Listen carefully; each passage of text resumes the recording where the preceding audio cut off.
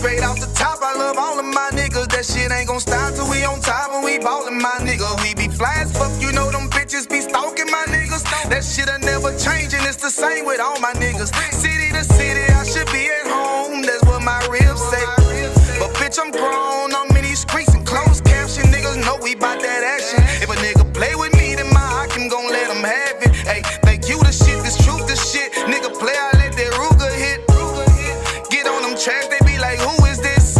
I'm rude with it, ain't got no manners. All them pussy niggas talkin' shit, y'all know they can't stand us, but we UPK, Louisiana, bitch, that's what I'm reppin'. And my niggas solid, number real ones in my section. If you wanna get down, put your boots on, start steppin'. Brotherhood is a weapon.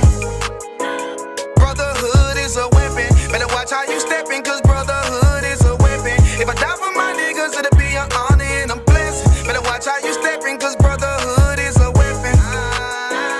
Brotherhood is a weapon. Better watch how you steppin', cause brotherhood is a weapon. If I die for my niggas, it'll be an honor and a blessing. Better watch how you steppin', cause brotherhood I lay my life down right now for all my sisters and brothers, because I love them, I see them dapping and hug them. It's amazing to see how well we adapt from the struggle. Born again from a life of sin, trapped in the gutter. My mind frame was to kill my own kind. Feeling inferior, waking up ready to die. Run with them killers, so it's just a matter of time. For why take your life or let you take mine? That's when I realized the slaves killing slaves, while the white man live to get old. We in them graves, and shit got me feeling played. I opened the Bible, went through them records, found out we was royalty, a nation to be respected. But in this world we rejected, we hated for our complex. Still fighting to get accepted. We hear the truth and reject it, but love is getting corrected. And all my niggas correct me. The commandments, the foundation we erected. Brotherhood is a weapon. Brotherhood is a weapon. Better watch how you steppin', cause brotherhood is a weapon. If I die for my niggas, it'll be an honor and a blessing. Better watch how you steppin', cause brotherhood is a weapon. Brotherhood is a weapon. Better watch how you steppin', cause brotherhood is a weapon. If I die for my niggas, it'll be an honor and a blessing. Better watch how you steppin', cause brotherhood is a weapon. Hey, hey. Hey, hey.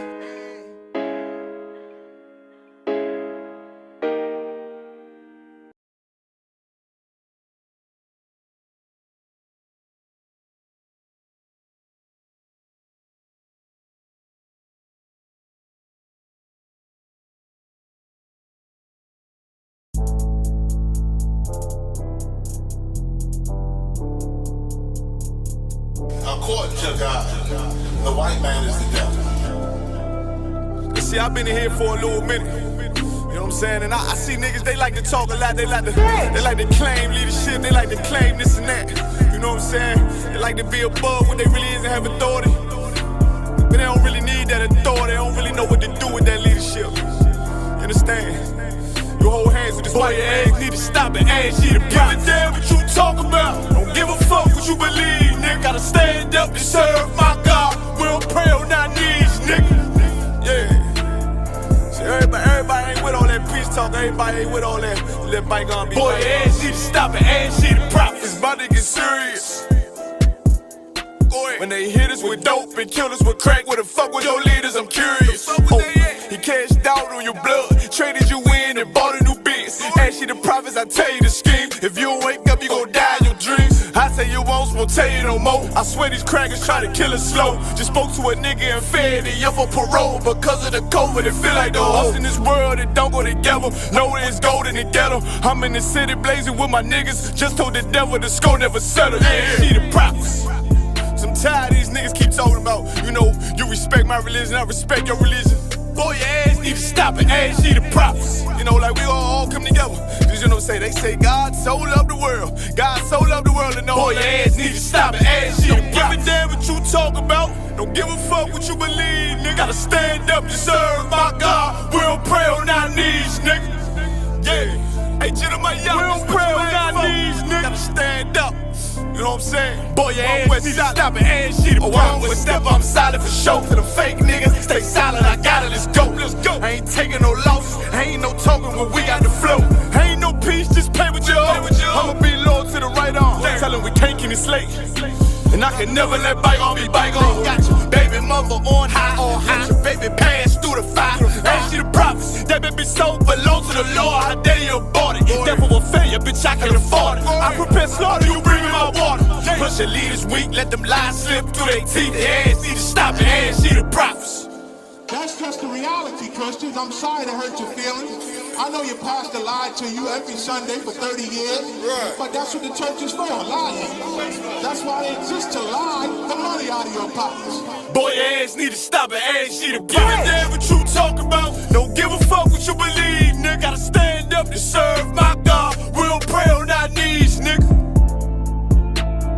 We'll pray on our knees, nigga. Gotta stand up to serve my God. We'll pray on our knees, nigga.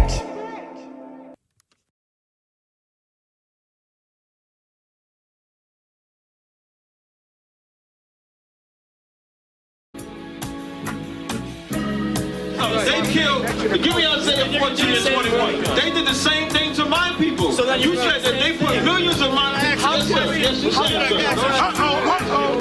Should a murderer go to jail for murdering? Absolutely. Should a thief go to jail when he steals? Absolutely. Should a robber pay back the money he robbed? Absolutely. So why shouldn't the white man pay for what he did? That's right. That's right.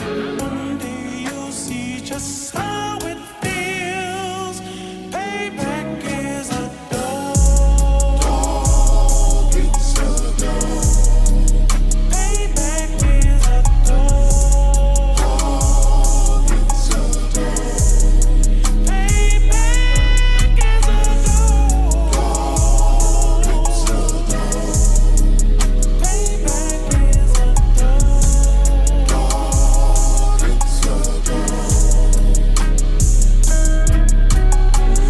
I'm in a hell of a hole, was never expected to grow. Just obstacles set in the road, that a result of me selling my soul. The story I'm telling is cold, but yet it's what everyone knows. The white man's the devil is known. America was never a home, only a place of captivity, safe facility, hating disfigure me. They claim that I'm lazy, be killing me. Maybe the slavery draining my energy. 400 years and counting, the trail of my tears is countless. Main fact that I'm here is astounding, but I can't wait till this shit is surrounded. Ready to tangle my king and the angel, be ready to rap. Crack in the sky, nuclear missiles and make it official. I'm capturing every cracker surviving. Put them all in chains where they need to be, slavery for me. And let the whole world see that with them in the cage and safer in the streets. Put the dog on a leash, get resolved for the beast. 144, get the ruler show, we could all be at peace. As soon as the trumpets are sound, your kingdom we busting it down. The only way justice is found, the time for your judgment is now. One day you'll see just how it feels. Payback is a dog. It's a dog. Payback is a dog. It's a dog. Payback is a dog. It's a dog. Payback is a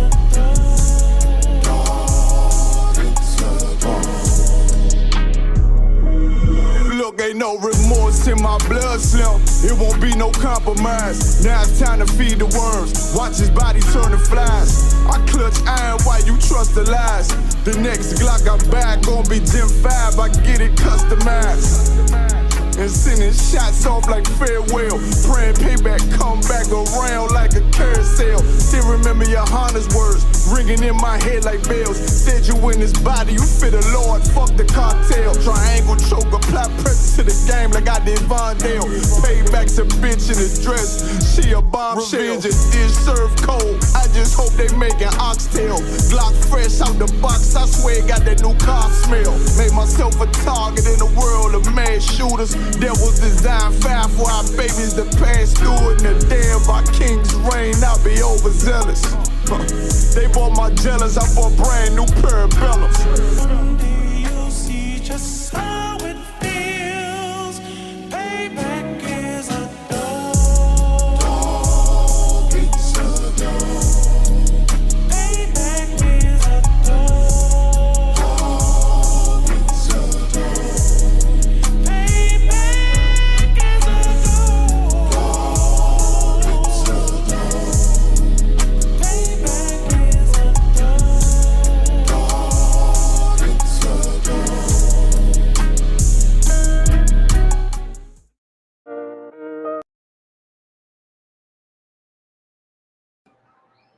Hey, Shalom, Yahweh Shem, Yahshua Barakatham, Yahweh Shema, Adam, Bashim, Rashad, priest of, hey, hold on, hey, let it start. Y'all be quiet. Tuesday Brotherhood class, you feel me? Astrocating and Comanche Hana. What we do is we take I'm talking about viral video. Hey, tune in to Crowd Spend Our Podcast every Wednesday. So like, no, this is the Brotherhood class. What we do, we teach Black Spanish Native Indians the truth about the Bible. You feel me? And according to the Bible, Black Spanish Native Indians are the chosen people of God. And tonight, what we're gonna talk about is the dispute going on with Nato. I know a lot of people don't know what's going on. They probably see it as not even a big deal.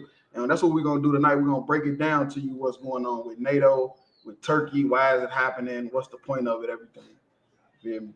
So, yeah, if I could, let's get into that first article. Let's get into the American Indian. Because what you got to understand is happening with Turkey and NATO. You feel me? What's happening with Turkey and NATO is the start of World War III. It's been we've been living in the last days since Christ died, so they've been on the brink of World War III for the longest. But this stuff that's happening with Turkey and NATO is just more proof of what we've been saying, that it's coming. You feel me? It's coming, and it's gonna happen in a blink of an eye, and you ain't gonna even know it. It's gonna happen in a blink of an eye, and you ain't gonna even know it. So, yeah, let's go ahead with that first article. Come. So this is from the National World War II Museum. American Indian Code Talkers. Mm-hmm. The idea of using American Indians who are fluent in both their traditional tribal language and in English to send secret messages in battle was first put to the test in World War I with the Choctaw Telephone Squad and other native communication experts and messengers. Right. Okay. So this was a language that only they knew. It was not a known language where the Germans or anybody can decipher. This was their own language that they came up with. You feel me? Because they spoke different languages. Different tribes spoke different languages. Of course, what people don't know is they spoke Hebrew as well. But of course, over the years, they developed their own language. And nobody else knew this language but them. And also they spoke English. So they was able to translate back with the Americans. With the United States generals, letting them know what they said, what's going on, and stuff like that.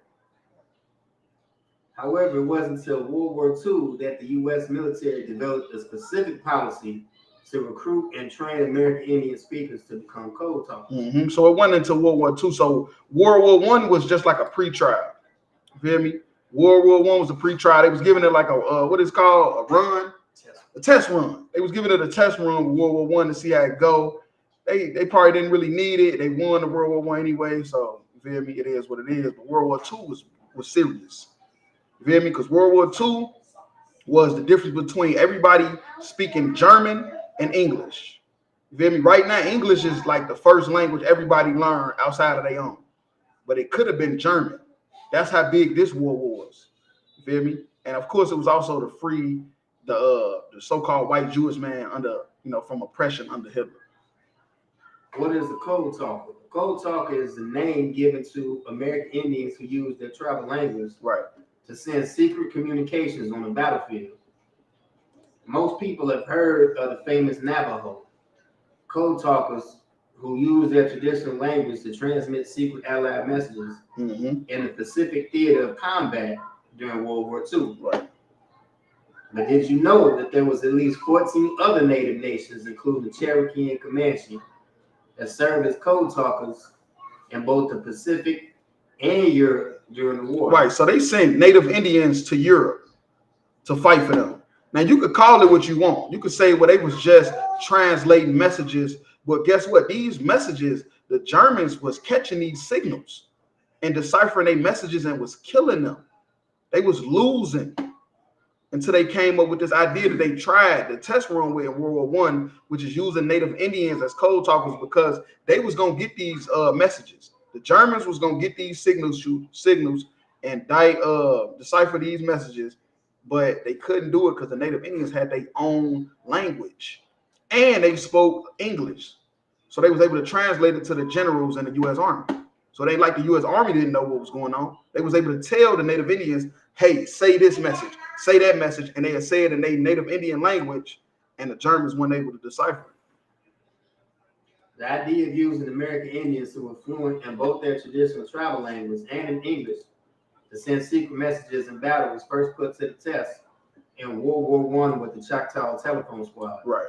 And other native communication experts and messengers. Right, like we were saying, they did a test run to see how it'll work, because they knew that would be a good tool, knowing that they would be able to catch these messages and decipher what they was planning on doing. However, it wasn't until World War II that U.S. military developed a specific policy to recruit and train American Indian speakers to become code talkers. Mm-hmm. The irony of being asked to use their native language to fight on behalf of America was not lost on code talkers, many of whom have been forced to attend government or religious-run boarding schools to try to assimilate native peoples and will punish students for speaking their traditional language. So it's funny, they was getting punished at one point for speaking their language, for not wanting to give up their language, give up their identity, which is that they are the Israelites. You feel me? But because they had this other secret language that nobody ever knew, it's not in no books in Europe, it's in no colleges taught in German. In the Germany colleges, the Hungary colleges, all the people that have sided with Russia. You feel me? Not Russia. Now I'm jumping the gun. We're gonna get into that in a minute. It's a lot. But Germany, all them countries that sided with Germany, it wasn't in their colleges the Native Indians language. So it's funny how the same language that they got killed and punished for not wanting to give up, now they need it. The Americans need it because they needed the Native Indians to win this war. They were gonna lose. Germany was no joke. People don't understand Hitler, man, and his reign, man. He was no joke, and he had other countries riding with him. It wasn't just Germany. That's why it was called World War II, because it was a bunch of, when so many countries get involved, it's considered a world war. If it's just America and Iraq, that's just the Iraq War. America and Vietnam, it's the Vietnam War. Just the Gulf War. It's just it. It's just that. But when they get to a bunch of countries getting involved, especially superpowers, it becomes a world war because there was a lot of countries back in Germany. It's like you had something. Lots. The U.S. Army was the first branch of the military that began recruiting code talkers from places like Oklahoma in 1940. Right, Oklahoma. And what happened in Oklahoma? The Trail of Tears. Y'all remember the Trail of Tears? Where Andrew Jackson marched all those goddamn Indians to the middle of the country and put them on reservations. And then said, for what we did to the Native Indians, I hope it's a just God. And these same Native Indians helped them win World War II. That's crazy. Other branches, such as the U.S. Marines and Navy, followed a few years later. And the first class of 29 Navajo code talkers, U.S. Marines recruits completed this training in 1942. Mm-hmm. Apart from basic training, these men had to develop and memorize a unique military code using mostly unwritten language and were placed in a guarded room until this task was complete. The first type code they created, Type 1 code, consisted of 26 that stood for individual English letters that could be used to spell out a word. So they basically telling you how they came up with the whole code. That's all this time about. For instance, the Navajo word for ant, Walachi, was used to represent the letter A in English. Mm-hmm. So Walachi meant A. So okay, so they basically telling how they came up with the whole code, how they translated their language to English. Type 2 code contained words that could be directly translated from English into Navajo. The code talkers also developed a dictionary of 211 terms, later expanded to 411, for military words and names that didn't originally exist in the Navajo language. Right. For example, since there was no existing Navajo word for submarine, the code talkers agreed to use the term Beshlo, which translates to iron fish. There you go. And if you want to know how people in all these different countries came together and under one accord, that's how they did it.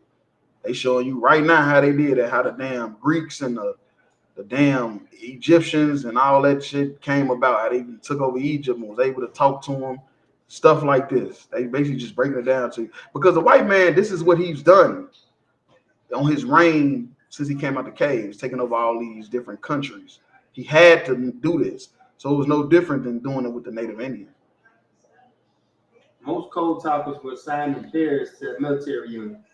During battle, one person will operate the portable radio, while the second person will relay and receive messages in the native language and translate them into English. Their work was highly dangerous, especially in the Pacific, because Japanese soldiers would deliberately target officers, medics, radio men, and code talkers, had to keep moving as they transmitted their messages. Right, Japanese, they was with the Germans, I think, if I ain't mistaken. That's what I'm saying.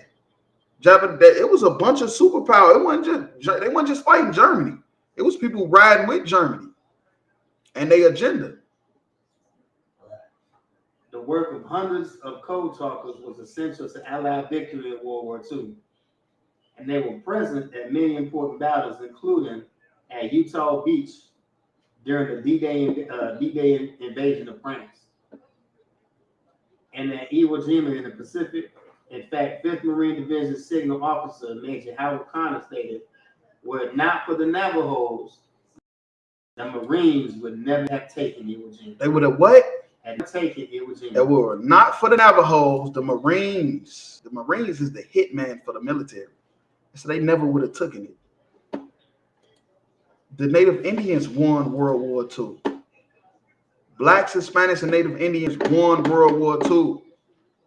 These people running around, and it's the funny thing, they got hanged when they came back from the war.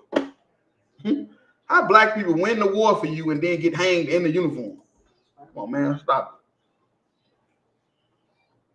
it. Despite their heroic contributions to the war, American Indian code talkers were told that they had to keep their work secret.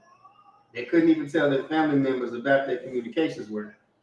Since the codes that they developed remained unbroken, the U.S. military wanted to keep the program classified in case code talkers were needed again in future wars. Even when the World War II code talker program was declassified in 1968, national recognition of code talkers was slow. While there was some recognition in the 70s and the 80s, it wasn't until 2001 that congressional gold medals were given to the Navajo and other codes. Right, it wasn't until 2001 that they was even given recognition for the helping win World War II, being the influential part of winning World War II. They say if it were not for the Navajos, the Marines would have never taken Iwo Jima in the Pacific. But it went into 2001. What, that's like 50 years later. They got recognition. They dead and gone. They done drugged them and made them into alcoholics, all kind of stuff. That's why they wanted them to forget. That's why it took so long. It took so long for them to recognize, because they really wanted them to forget. They wanted it to be like American, like history you never even knew. That's what they wanted it to be. Something you never even knew ever happened, that the Native Indians is the reason, one of the big reasons why they won World War II against Hitler. And we're going to bring out another group of black people. Them was the Native Indians. Now let's talk about a group of black men that helped win World War II as well. Unsung heroes they don't want to talk about. And 5 of these men became generals in the army too. Another thing they don't want to talk about. 5 of these men that was part of this group right here. Got it.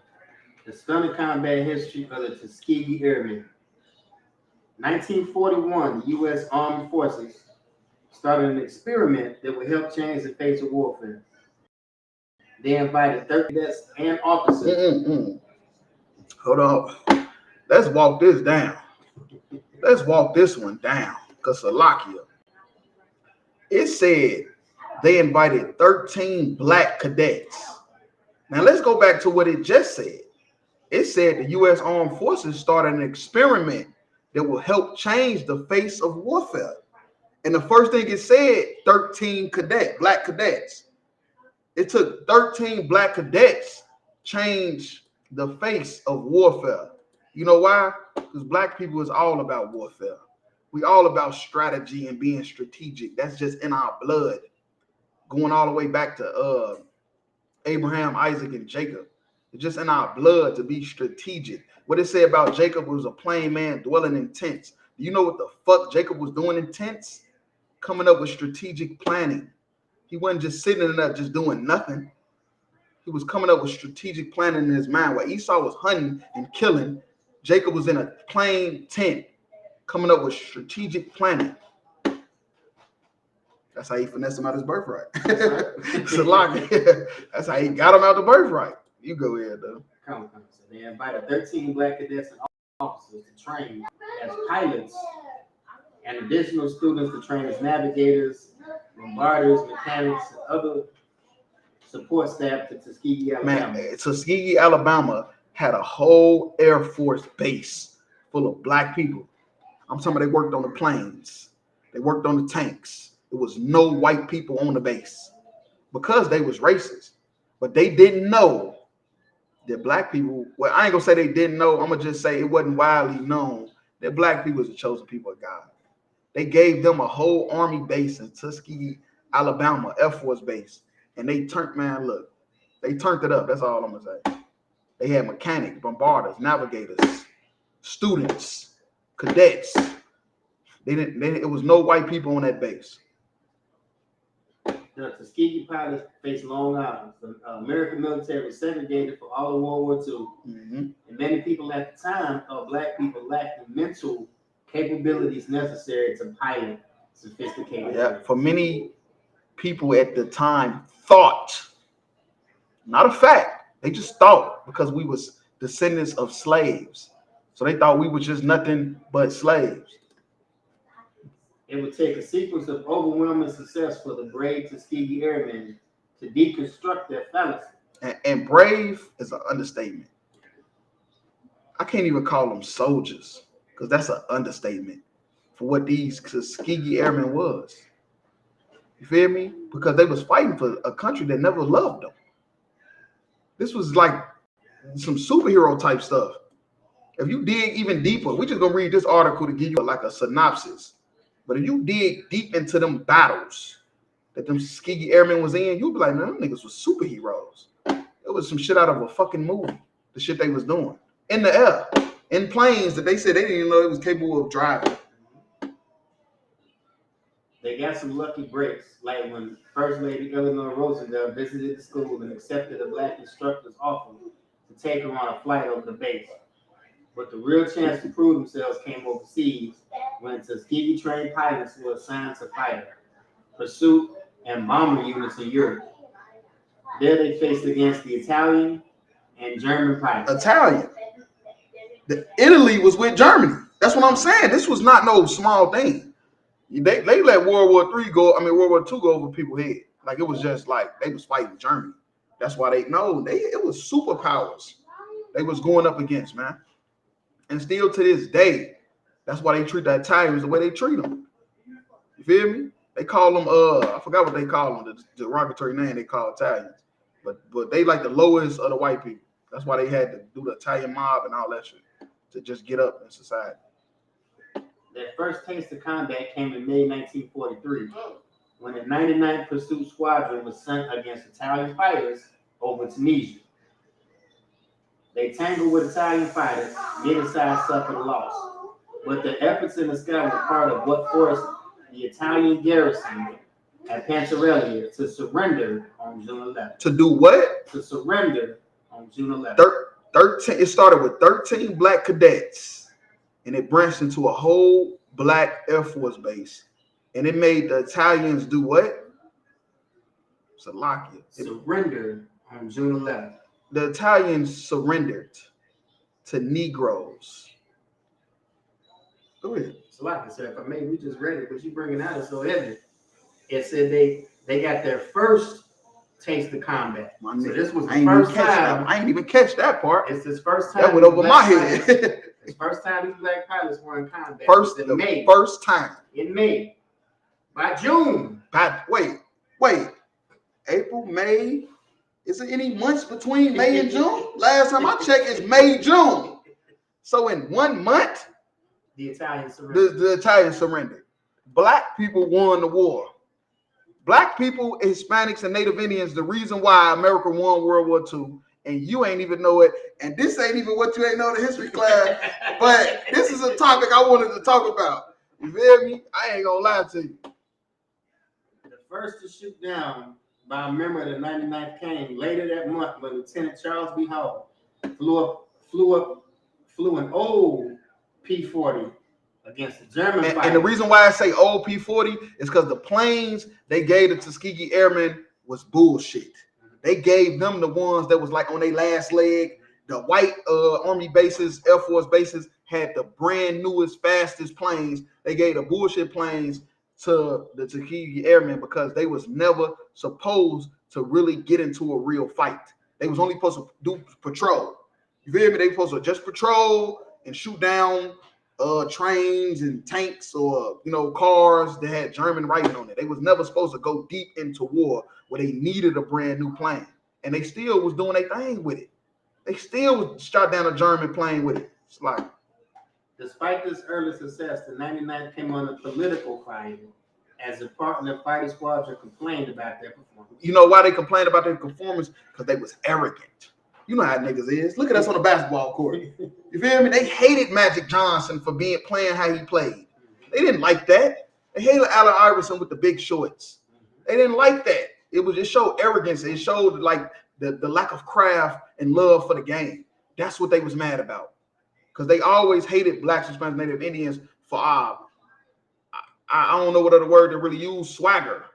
You feel me? Our finesse.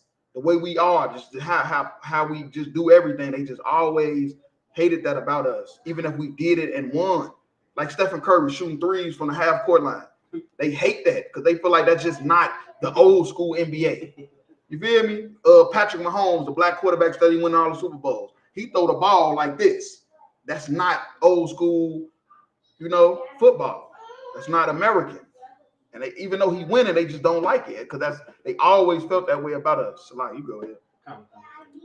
The complaining commander failed to note, however, that the 99th was excluded from mission briefings. Mm-hmm. See, they weren't even putting them into the fold. So they just throwing them into the mist. And they still helped win World War II. They was a big part. We're going to talk about it later. They was them, the Native Indians, were the reason why they won World War II. Without the Tuskegee Airmen, which just not 13 people. It started off 13 people, but it ended up being a whole Air Force base full of black men and the Code Talkers. Without them, they would have never won World War II. And it's unsung, you feel me, history, real talk.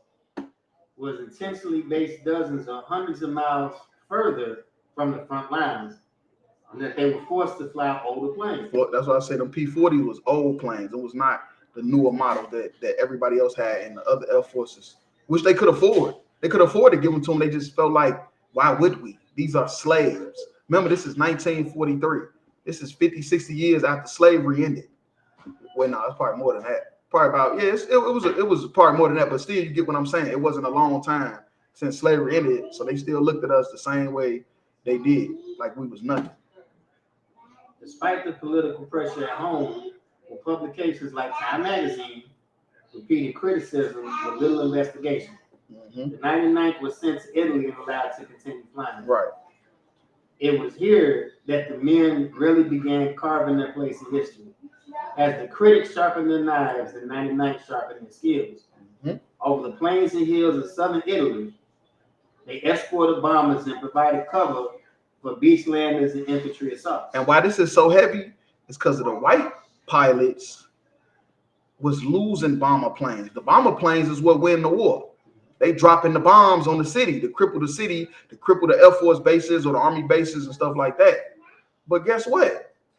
They was losing the bomber planes. They weren't even making it to the target until they got the Tuskegee Airmen, which was black men, to escort them bomber planes to their target. In Italy, their partner fighter group folded the Tuskegee flyers into operations, allowing the black pilots to fly on more equal footing. In just a week of fighting in 1944, the 99th shot down 12 German fighters. 12 German fighters. Now, mind you, I know you might see 12 and be like, oh, that's not many. That is too much. 12 German, that's too much. Because these planes go 300-400 miles an hour. You feel me? Probably more than that. They go 300-400 miles an hour. And they not even in the best planes. I'm talking about the German planes. The German planes going 300-400 miles an hour through the air, woo, fast as ever. But they shot down 12 of them in planes that was not even up to code. 12 of them. When you only supposed to get 1 or 2 kills, and I'm talking about the whole squadron only supposed to get 1 or 2 kills in the air. But they got 12. They got 12. I'm just saying, because a lot of people don't know how that goes as far as Air Force, how many planes you supposed to shoot down in one squadron. They might think you're supposed to shoot down 50. No, you're only supposed to maybe get 1 or 2. They got 12. Black men did that in old planes. Not even in the newer model planes.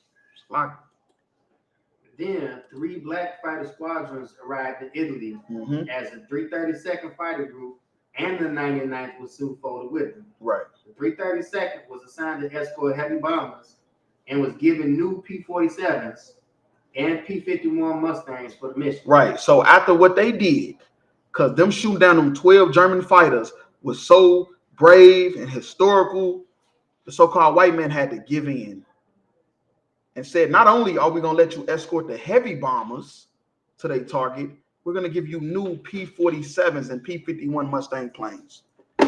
Let's see what y'all do with them. If y'all could do that with the old planes, let's see what y'all do with these brand new ones that the white people couldn't do nothing with. Right. Our white Air Force pilots couldn't do nothing with them. They losing bomber planes.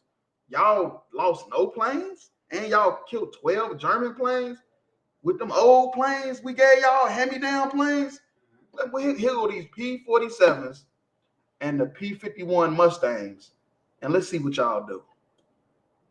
It was in these operations the planes were given their distinctive red paint job. Right. Oh yeah, because you know black people. That's black people for you. We always gotta add some shit to the shit. We can't never just keep it like it is. We gotta put the rims on it, put the chrome rims, put the spinners. You feel me? They put the red paint on the tail to let them know, like, nigga, we them niggas. We the niggers. Let the IUIC say them is just niggas. Them is niggers. Yeah, and that Red Tail did the same shit. They niggas, and they was winning. Regardless, we know they was for the white man, but still at the end of the day, that just showed our glory. I mean, the Most High's glory, man, in us. What these men did, what the Native Indians did, what the Tuskegee Airmen did, it just showed that we are the chosen people of God, man. They just won't leave us alone. They keep using us like the Bible said they was going to do. We was going to make these other nations great. That's what the Bible said was going to happen. We was going to make these other nations great. The primary job of the 332nd was to protect bombers going deep in the Hold on, wait. It said this distinctive red tail paint job, and that the pilots would make history. They made history because they helped win World War II. Them and the Native Indians, without them, they would have never won. It would have never happened. The primary job of the 332nd was to protect bombers going deep into German territory. A mission that required them to fly past hostile air defenses, right, and then grapple with enemy fighters. Often were outnumbered. Outnumbered. So they was outnumbered. Because you got to understand, they not in America fighting this war. They in Europe. You feel me? A lot of German allies was in Europe. A lot of American allies was too. But a lot of their allies was in Europe. One of them was Italy. Italy was a German ally. And one of the bases, the base for the Tuskegee Airmen was by Italy. That's crazy. Often were outnumbered in order to ensure that the bombers could deliver their ordnance and successfully return home. Because the bomber planes held like 10, 11 men. So you shoot down one German plane, that's just one man. But if they kill them bomber planes, that's 11 men dead. And the bombs. And it didn't make it to the target to blow up the air base or the whatever, you know, the target was. So the whole point was them getting them bombers to them targets. And it was black men that they gave that job to. Because they say, man, these niggas is good. They had to keep it real. Because God show his power in us, man. He do it all the time. He do it all the time, man. And the 332nd was great at it. They were so good at it. They was great at it. It's a lie. They was great at it. They like to shoot down them damn German planes. They was having fun with it. In fact, the legend arose that the 332nd never lost a bomb. They never what? Never lost a they bomb. never lost a bomb. You know who the 332nd is? Them is black men. They won World War II for these devils. And we're gonna get into it in a minute because I know it sounds good, like we, bragging and being happy. We happy that black people is the shit. We're not happy that they fought for the white man. We're gonna talk about later how they should never ever fought for them in the first place. But they did, and they showed the power of the Most High, who he's with. But they actually did lose 25 aircraft over 200 missions. That was leaps and bounds ahead of the norm in the 15th Air Force, which was white people, where an average fighter group lost 46. They lost 46 bombers. Bombers is the planes that carry the nuclear missiles. It say these white people was losing 46 bombers.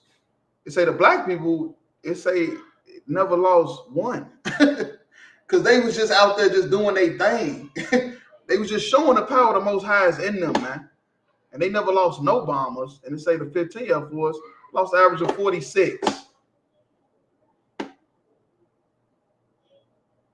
The Tuskegee men's success was so well known that bombers would sometimes specifically request. They would what? Specifically request. Now let me tell you who controlled them bomber planes. White people. It was not black people that was in them bomber planes. Because they didn't want black people to get the credit for them missions. You feel me?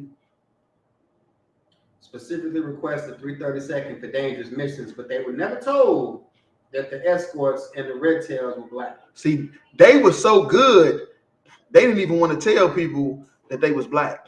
The generals in the army didn't want to say that the red tails was black men winning all these wars, all these missions, accomplishing all these goals that they wanted everybody else to do.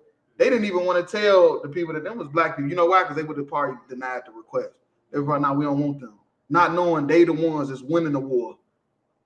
These black men are winning the war. But they didn't even want to tell people they was black because they so racist. They would have said no just because they black. In fact, the 332nd flew the deepest escort The mission. what? The deepest escort mission. In World War II, it say the black men flew the deepest escort mission. You know what that means? I'm going to tell you what that means. When they fly them bomber planes, they supposed to go halfway because they only got so much fuel. And they going far deep into enemy territory. They got to get back to their base for safety. Another group, which is another Air Force base that's like in between, supposed to pick up and take them the rest of the way. But instead, they took them the whole way. They took them the whole way. And guess where they took them to? The deepest escort mission the 15th Air Group ever flew. A 1,600-mile round trip to bomb a tank factory in Berlin. And well, a tank factory in Berlin. they went all the way into Germany. Them niggas took the planes from where they from, where they base at, all the way into Germany. That's dangerous. Think about a motherfucker trying to fly into America. Are you kidding me? With all these military bases and all these bombs and shit they got? They got bombs in America. They press a button. They ain't nobody never got to move a muscle. It'll blow the whole plane up. The whole fleet of planes will get blew up. And these black men flew the bombers 16-mile round trip all the way into Berlin, to the capital of Germany, to bomb a tank factory. These niggas was courageous and magnificent, man. But the thing is, they did it for the white man. It was not for our glory. That's why they didn't get no glory in it. They didn't even want to tell people who was doing all that stuff. It didn't come out till later. Over the course of the war, Tuskegee pilots flew 15,000 combat sorties down to 111 German aircraft. Good night. And destroyed over 1,000 rail cars. Yep, that's them trains that carry all the stuff to different bases. Vehicles. Because think about like this. You got okay, your tank axle broke, or the plane wheels broke, or whatever the axle on them. Them trains, them rail cars was significant for the wars too, because it took the different parts and stuff, different guns, more guns to different bases. And they say they destroyed 1,000 of them. Vehicles and aircraft on the ground. Right.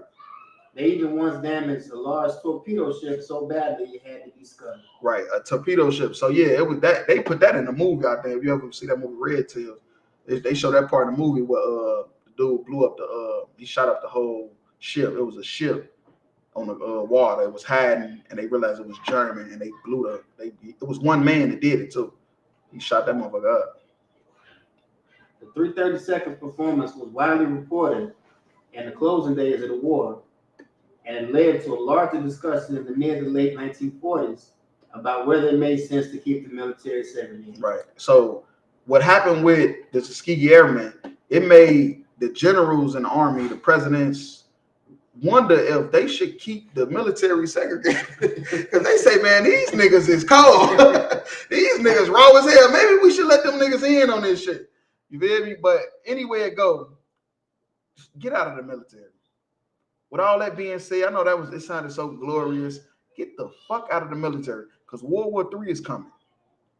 World War III is coming, and a lot of people is gonna die. It's gonna start in the military. That's where it's gonna start first. A lot of people is gonna die.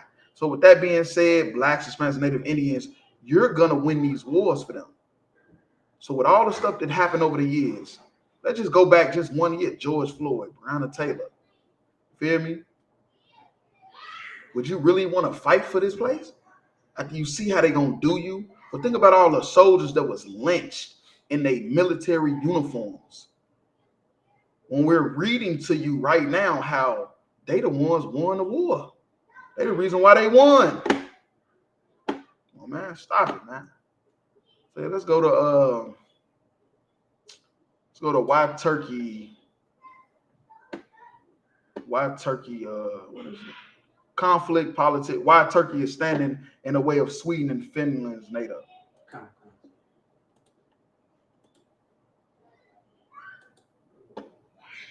CNBC, conflicts, politics, and history. Why Turkey is standing in the way of Sweden and Finland's NATO bids.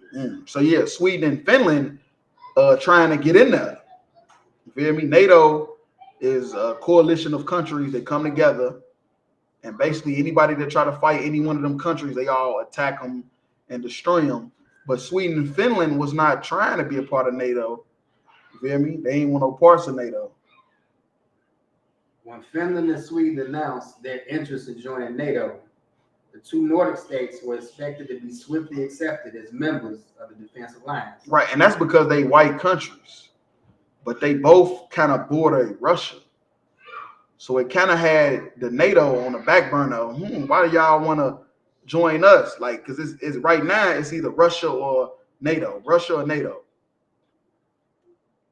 But joining NATO requires consensus approval from all existing members. And Turkey, one of the group's most strategically important and militarily powerful members, not happy. Right, and that's their eyes and ears in the Middle East.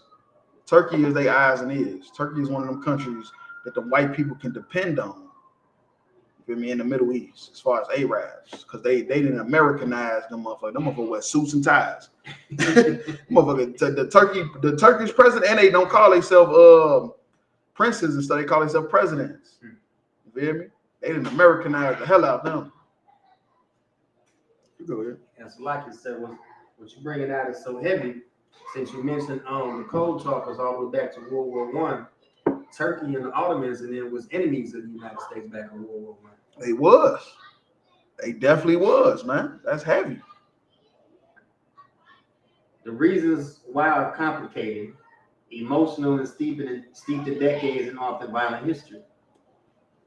Not lined up until now, Finland and Sweden last week announced plans to abandon and position and join NATO in the wake of Russia's bloody invasion of Ukraine. Right. So that's the reason why Finland and Sweden want to join NATO.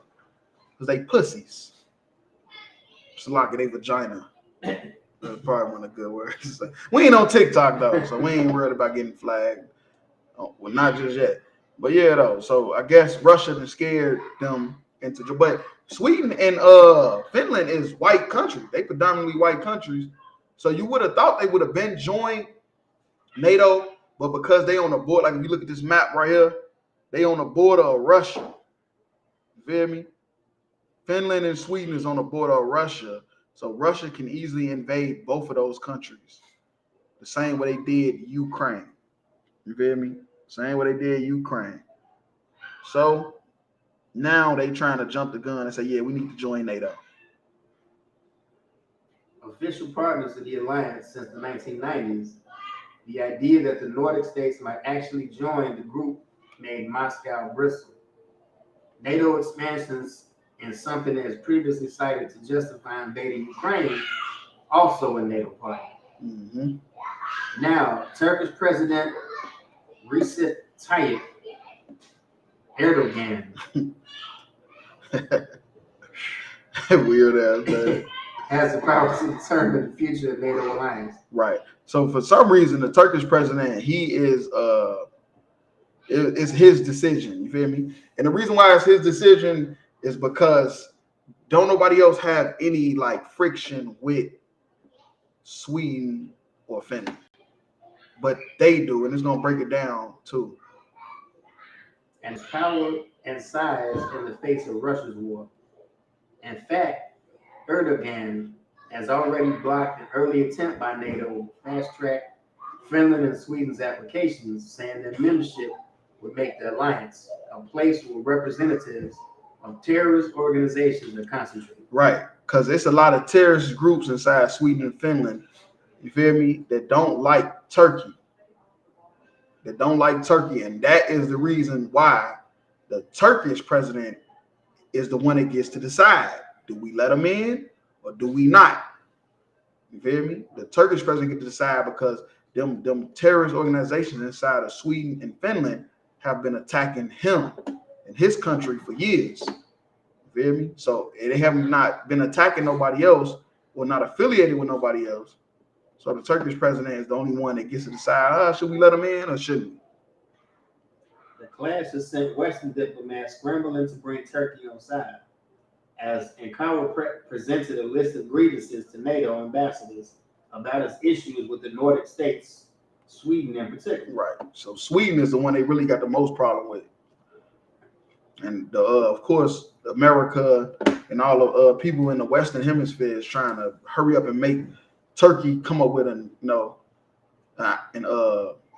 answer on should they let Sweden in, should they let Finland in? Because if we go back to the map, if they get Sweden and Finland, they can send nukes to Sweden and Finland, and it's right there by Russia. It's on the border.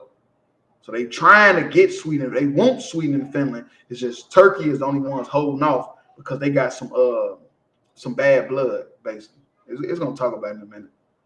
When Erdogan talks of terrorists in this context, he means the Kurdish Workers' Party, or the PKK, a Kurdish Marxist separatist movement that has been fighting Turkish forces on and off since the 1980s. Right. So the reason why he don't want Sweden and Finland to join NATO is because of his own people.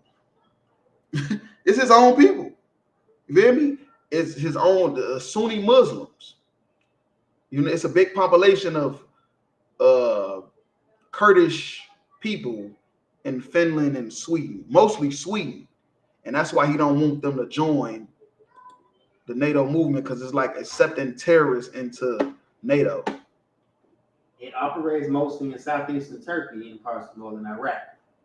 The PKK is classified as a terrorist organization by Turkey, as well as by the US, Canada, Australia, and the European Union. Right, but all of them is for Sweden and Finland coming into the NATO because they thinking about the white people that live there.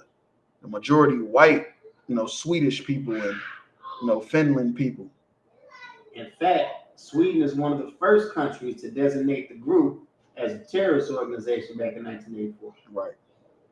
However, Turkey says that Sweden has supported PKK members and provides protection for them. Right. See, that's what I'm saying. They got some bad blood. It's a bunch of stuff going on. See, we got so many problems going on in the United States. We don't even know what's going on over there.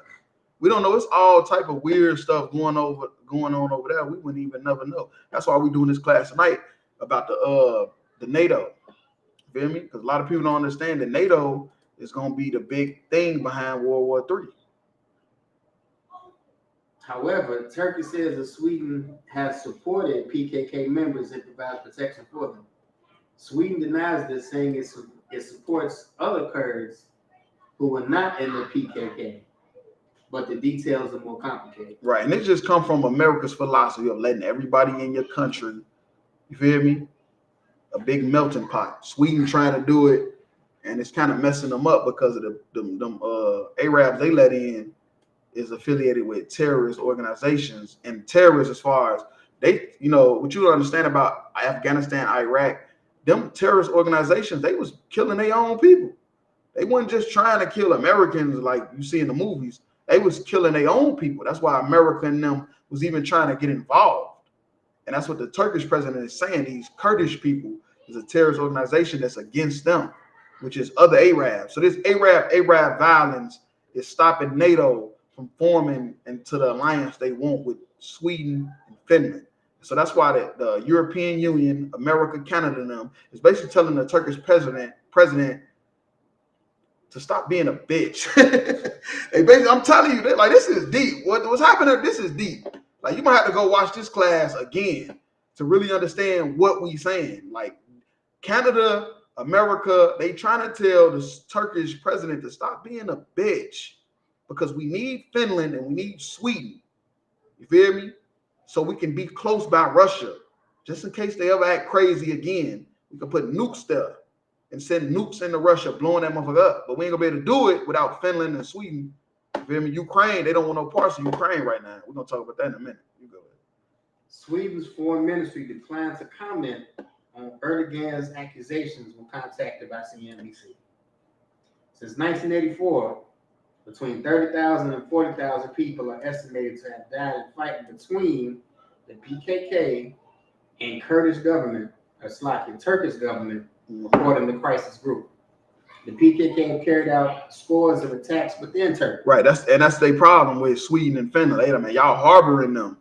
You feel me? So why would we let y'all into the NATO? Y'all got access to nukes, all type of protection. Like, why the hell would we do that?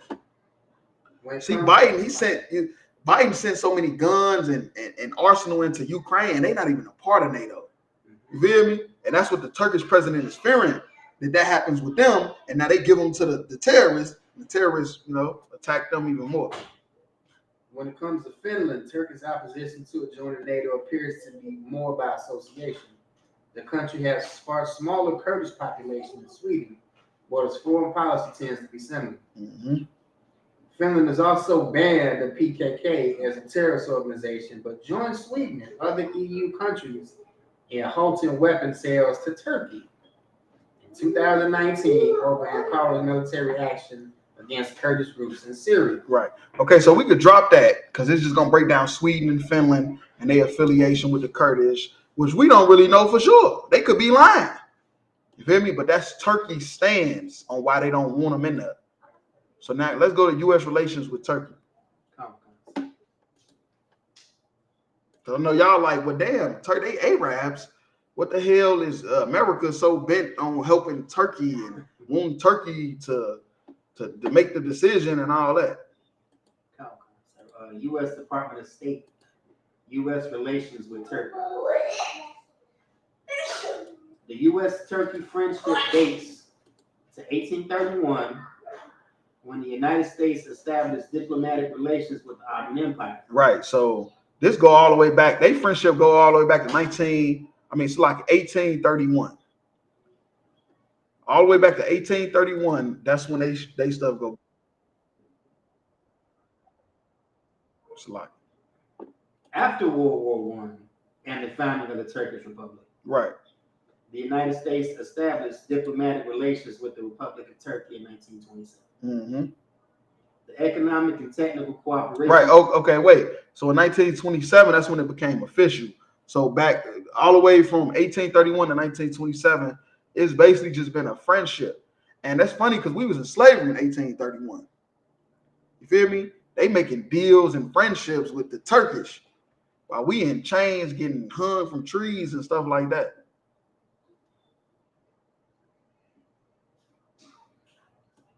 In the Economic and Technical Cooperation Agreement signed July 12, 1947, right, between the United States and Turkey, advanced the relationship further.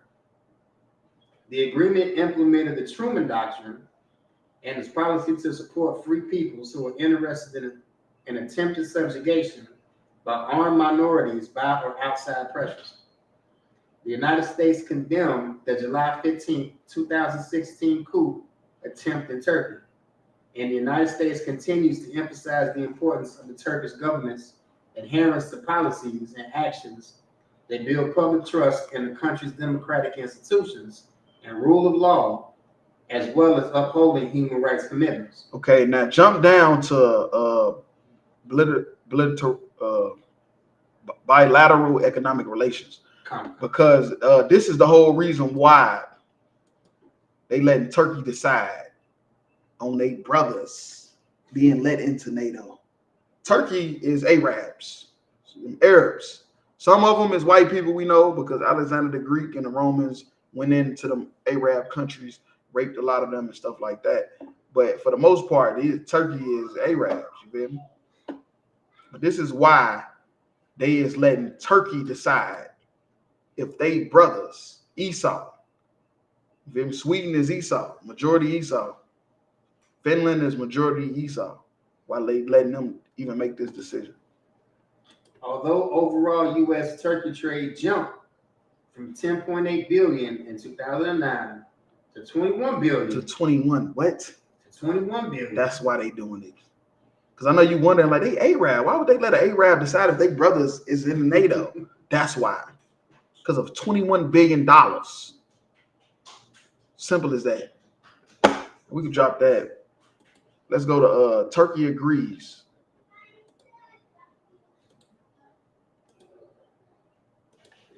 Turkey agrees to back Sweden's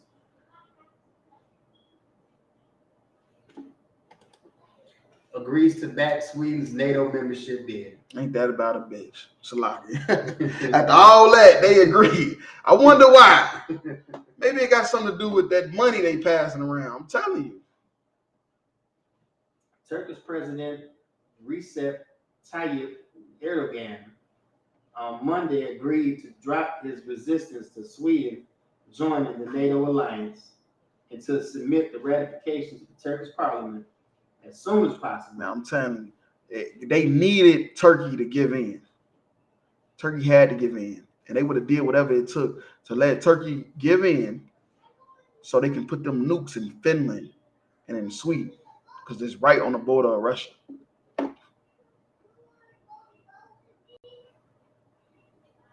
The Alliance Secretary General Jens Stoltenberg told reporters, Sweden will become a full member of the alliance, Stoltenberg said ahead of a summit of NATO leaders starting Tuesday. Mm-hmm. He said Erdogan gave a clear commitment to move Sweden's accession. The Turkish leaders' change in position came after a meeting with Swedish Prime Minister Ulf Kristersson and Stoltenberg. In a joint statement following the talk, Turkey, Sweden, and NATO underlined that Stockholm had changed laws, expanding counterterrorism cooperation against the Kurdistan Workers' Party. So they came up with some type of deal where if y'all could do this, you scratch my back, I scratch yours. Because these people y'all got living with y'all, these Kurdish people, they terrorists. So they came up with a plan to make sure that they is attacking the Kurdish people. In cooperation against the Kurdistan Workers' Party and restarted arms exports to Turkey. Ankara and Stockholm also agreed to create a new bilateral security compact, and Sweden will represent that as the basis of this continued fight against terrorism in all its forms, the statement said. So that was their biggest thing with Sweden and Finland. That them Turkish people, the Kurdish people, they terrorists, and they live in Sweden and Finland. So why would we let y'all in the NATO and give y'all all this, access to ammunition? Why would we do that? As a part of the deal, Stoltenberg has agreed to create a new post of special coordinator for counterterrorism at NATO. The announcement comes after over a year of wrangling to get Turkey and Hungary to sign off on admitting Sweden and Finland into the alliance, with NATO leaders publicly and privately lobbying the Turkish leader to expand the alliance roster. Sweden and Finland both dissed their traditional neutrality in the wake of Russia's full-scale invasion of Ukraine. Right, they was neutral. They ain't want no beef with Russia or America. But when they invaded Ukraine and they seen how they was destroying them Ukrainians, man, they ditched their neutralness.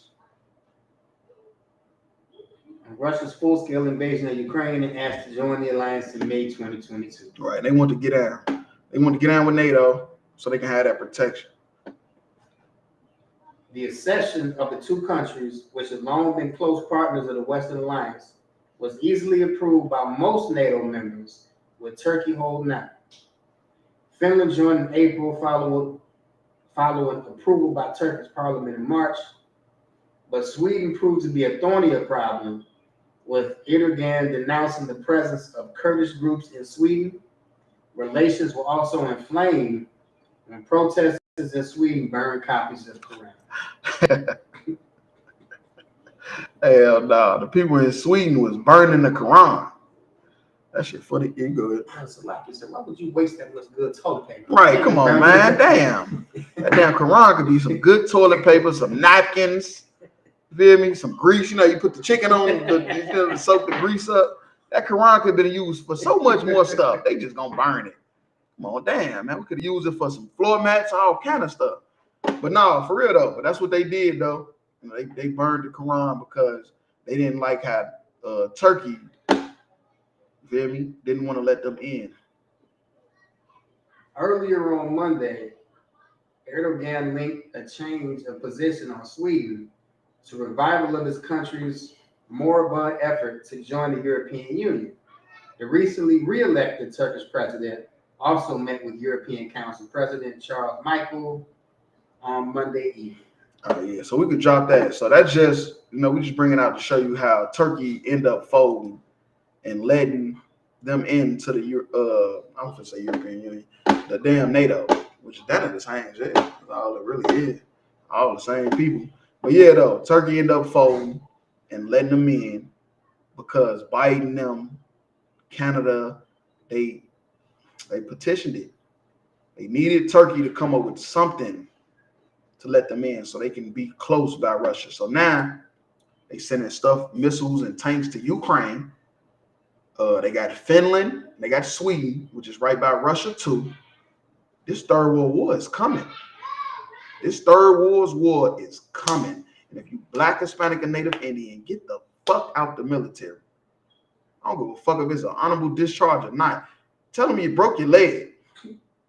Just fall and say your leg broke. You can't walk straight. You feel me? Tell them you a racist. They'll kick you right out.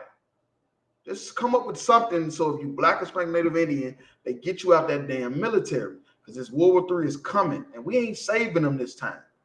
We saved them in World War I, World War II. We ain't saving them this time, man.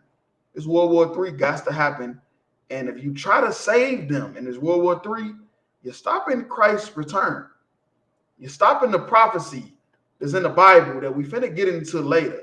And you know he is. We just got one more article to bring out. Let's go to it. Biden says Russia's war in Ukraine must end. Biden says Russia's war in Ukraine must end before Kiev can join NATO. Right. So you can't join NATO while you actually at war. Because not only do you look like a bitch, you wasn't, what they say is cool when they do it. You remember you wasn't with us when we shooting in the gym? There's so many black punchlines you could use for this. White people are just so tasteless. But there's so many punchlines you could use for this. You scary as hell. How the hell you gonna want to join NATO in the middle of a war? So Biden told Ukraine, you can't do that right now. You gotta wait till the war over. You gotta fight this out. You gotta see this one through. And then Ukraine, maybe you can join NATO. But you should have been trying to do it. You was with Russia back in the day with the Soviet Union. Now all of a sudden you want to be with us. I was gonna say it's cool when they do it. There you go, Ed. President Biden said it'd be premature for Ukraine to begin the NATO membership process during the war. But he told Turkish President Sunday he wants Sweden to join the alliance as soon as possible. Mm-hmm. Biden told CNN In an interview broadcast Sunday, ahead of attending this week's NATO summit in Lithuania, that Russia's war on Ukraine must end before Kiev can join the alliance. Yeah, because it's not their war.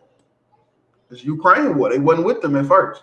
That's why I say you wasn't with us shooting in the gym. I don't think there's a unanimity in NATO about whether or not to bring Ukraine into the NATO family now at this moment.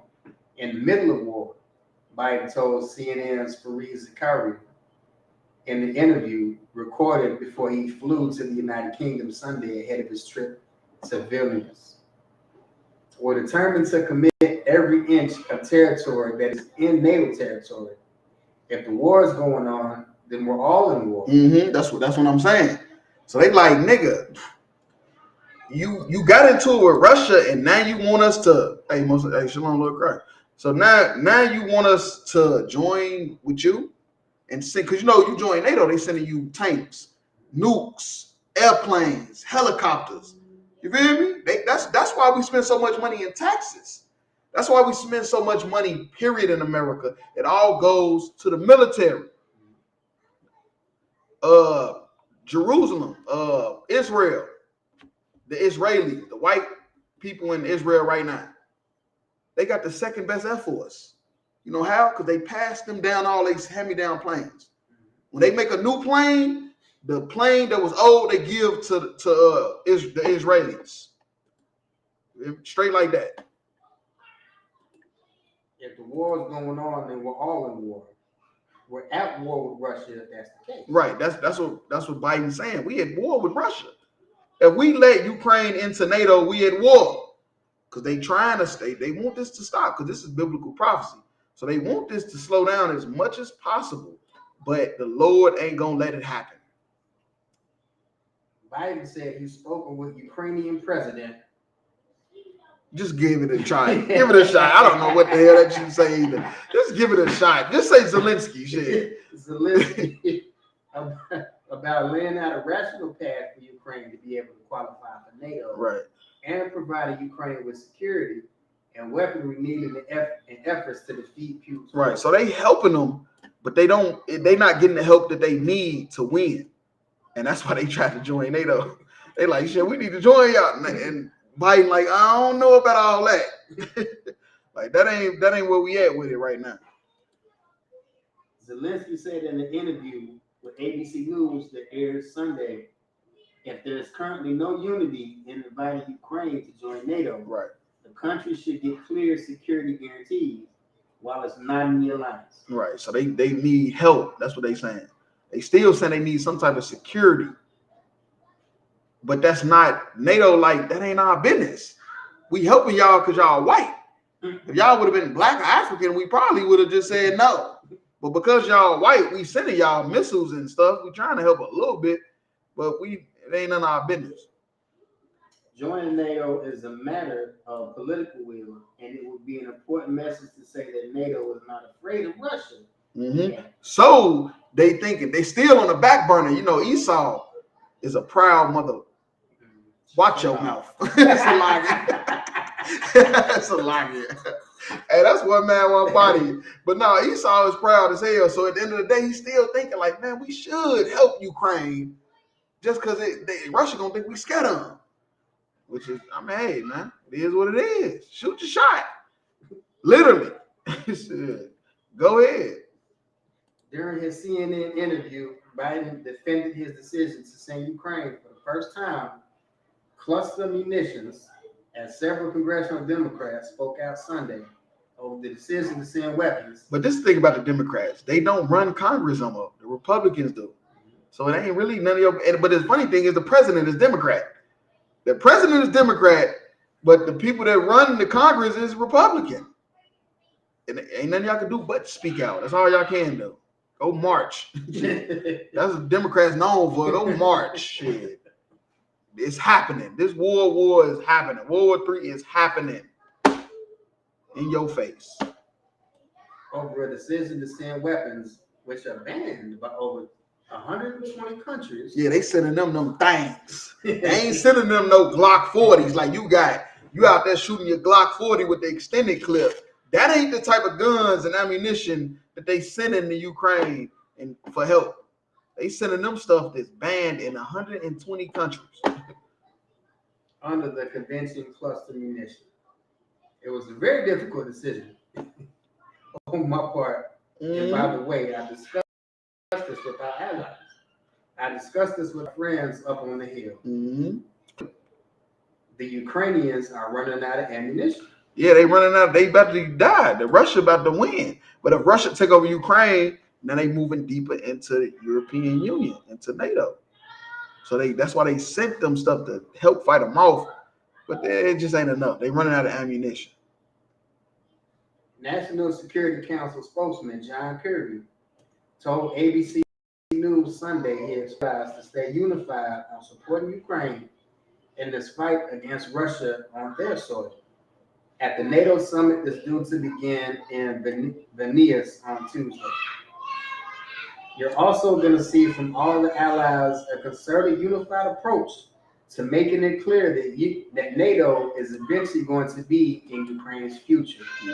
And that in between the time of the war ending and that happening, that the allies will continue to help Ukraine defend itself. Right. So they really would have liked for Ukraine to been joined because it's so close to Russia. They would have liked that. That's why they were so amped on getting Sweden and Finland. You go ahead. So like I said, again, what you're bringing out is so heavy that you first brought out articles on World War I and World War II. Right. And how it's calling these other countries allies. No sign of That's the very same language they used in World War I and World War II, calling the other countries allies. Man, Most High in Christ, man, that's heavy. And what the brother bringing out is heavy, but the thing about it is, though, the point that I don't even think people getting the correlation is that black people is gonna win this war. The black people, Hispanics, and Native Indians don't get out of this army, they fuck around win World War III. Salakia. They ain't gonna win when Christ come back, but they might win World War III. So I'm just saying, black people, Hispanics, get the hell out of this army, man. We steady winning these wars with them. Just get out of the shit, man. Like, just get out. Go find another job. Like, damn, what they put you through college with? Go take out some loans and just don't never pay it back. Ain't that what we do? Shit, we do that shit all the damn time. Take out loans and don't pay the shit back. Damn, it ain't that serious. I think UPS pay for your college. If I ain't mistaken, go work for UPS for 10 years. They'll pay for your college. Shit, you can be a doctor and quit. Like, damn. I don't know what it is no more. But matter of fact, we kind of run out of time. Let's drop that. Let's get into the scriptures.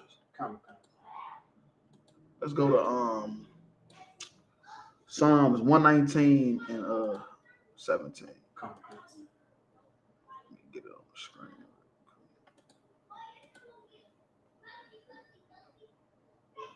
The book of Psalms, chapter 119, verses 17. 119 to 17. 17 through 24.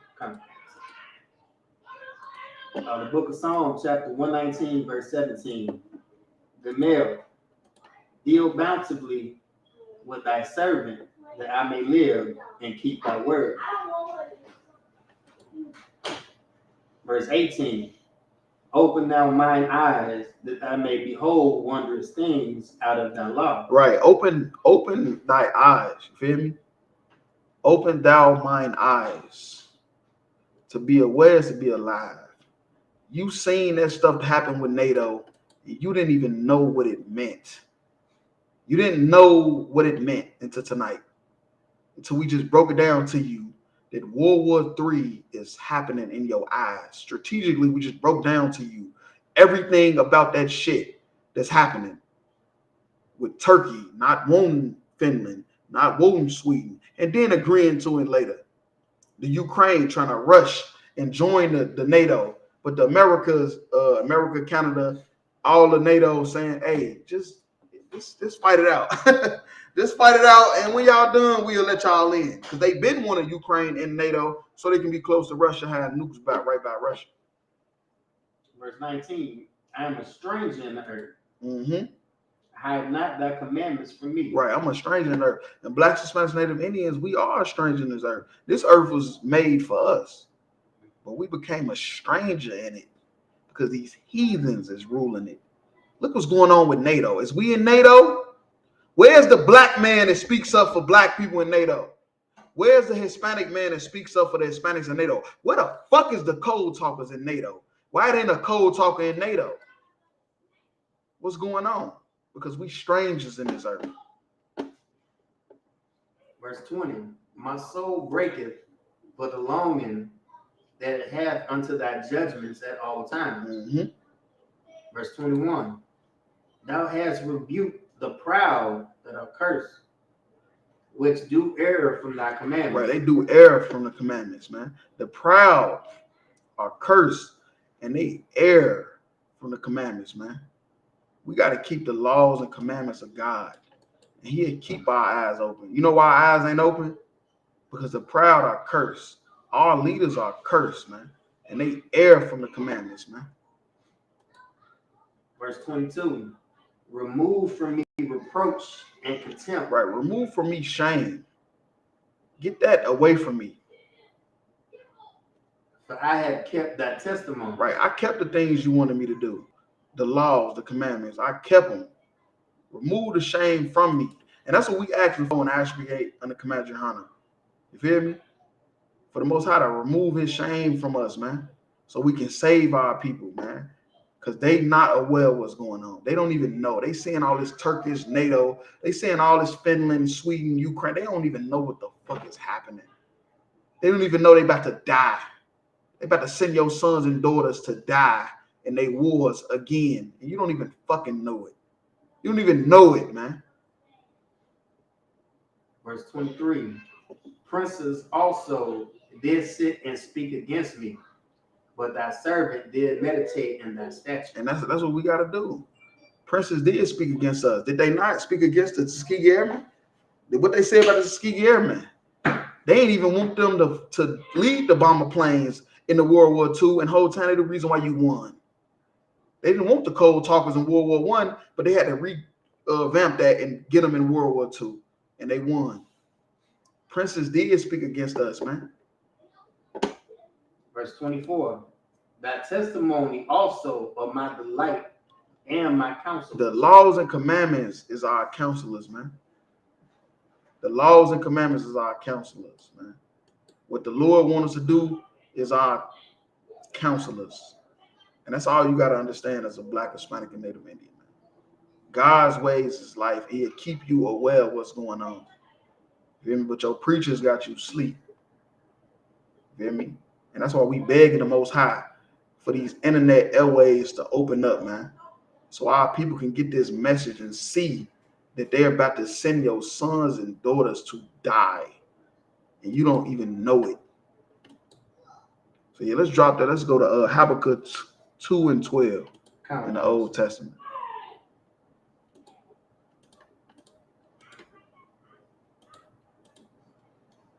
The book of Habakkuk, chapter 2, verse 12. Woe to him that buildeth a town with blood. They say, woe to him that built a town with blood. America was built off blood, the blood of the Native American Indians. It was 77 million Native Indians died for this land to be established. 99 million Black people died on the boat ride just over here. They threw them over the boat because they didn't survive. It was a 3-4 month boat ride. And they didn't survive. And they threw them over the boat and let the sharks eat them.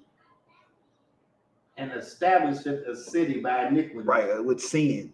They established these cities with sin, not with righteousness, with sin. You got to be a sinner to damn prosper in these cities. What they say in New York, you got to have 2 jobs and sell crack and be a scammer. If you're just to pay rent, man, they established these cities with sin, man. Go ahead, we're going all the way to 19. Verse 13, behold, it is not of the Lord of hosts that the people shall labor in the very fire. Mm-hmm. And the people shall wear themselves, and the people shall weary themselves for their vanity. Right, weary means endure. So they shall endure themselves with uselessness, man. Vanity means useless. It is not of the Lord, that's talking about the Most High, of hosts, which is talking about these kingdoms, that the people shall labor in very fire. The Lord don't want us laboring in fire, living check to check, having to sin to make money. That ain't what the Lord wants. And the people shall weary themselves for very vanity. You feel me? Endure for uselessness. You live in check to check. You ain't got nothing to show for it. Your kids ain't got nothing to show for it.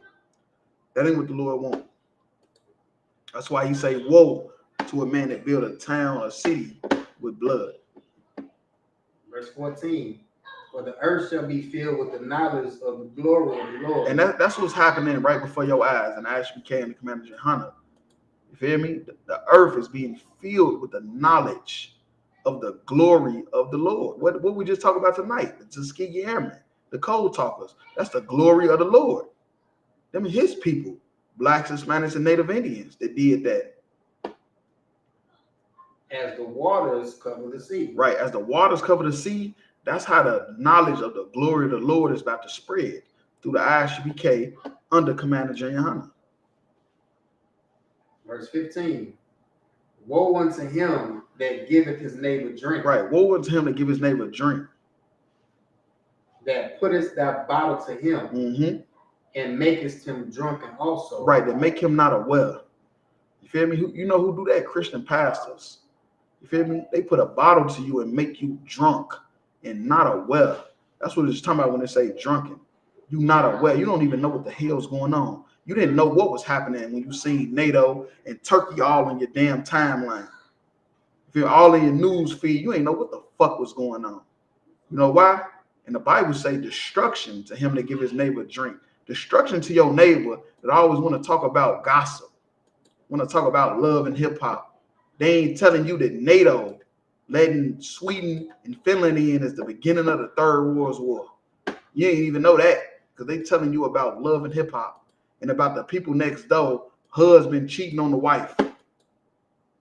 You drunken when you ain't aware. And makest him drunken also, that thou mayest look on their nakedness. Right, look on that. Now you exposed. That's what nakedness is. I mean, you exposed. Verse 16. Thou art filled with the shame for glory. The shame, you feel with shame for glory. That's what the drinking is doing. You feel me? The drink that they giving you, this talking about philosophy. This ain't talking about an actual liquid. It's talking about philosophy. And it's filling you with shame for glory. Drink thou also, and let thy foreskin be uncovered. The cups of the Lord's right hand shall be turned unto thee, and shameful spewing shall be on thy glory. Verse 17. For the violence of Lebanon shall cover thee. Right, the violence of Lebanon shall cover thee. Where's Lebanon? That's in the Middle East. Them some Arabs. They say the violence of Lebanon shall cover thee. And the spoil of beasts which made them afraid, because of men's blood, and for the violence of the land of the city, and of all that dwell therein. Right. Let's just talk about Lebanon right quick. This is just from a little article. It said the United States is Lebanon's primary security partner and has provided more than $2.5 billion in bilateral security assistance to the Lebanese armed forces since 2006. The U.S. assistance supports the LAF, which is Lebanese Armed Forces' ability to secure Lebanon's border, counter internal threats, and demonstrate it as a sole legitimate defender. You feel me? This is like what we talking about is all biblical prophecy, man. It's all biblical prophecy is what's about to happen, man. You go ahead. Come. Verse 18. What profiteth the graven image that the maker thereof hath graven it, the molten image, and a teacher of lies? Right. What that and you gotta understand the beginning of this scripture was saying, woe to inhabitants that build a city with blood. You feel me? And now it's talking about what profited graven images, white Jesus. What profited white Jesus? Nothing. The molten image, what profit is that? Nothing. A teacher of lies. The so-called white man is a teacher of lies. feel me? This is who this is talking about, man. That the maker of his work trusted therein to make dumb idols. To make what? To make dumb idols. White Jesus is a dumb idol. The Christian cross is a dumb idol.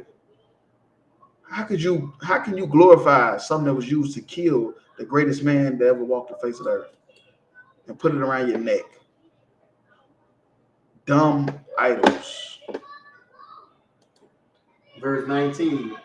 Woe unto him that saith to the wood, awake. To the wood, awake.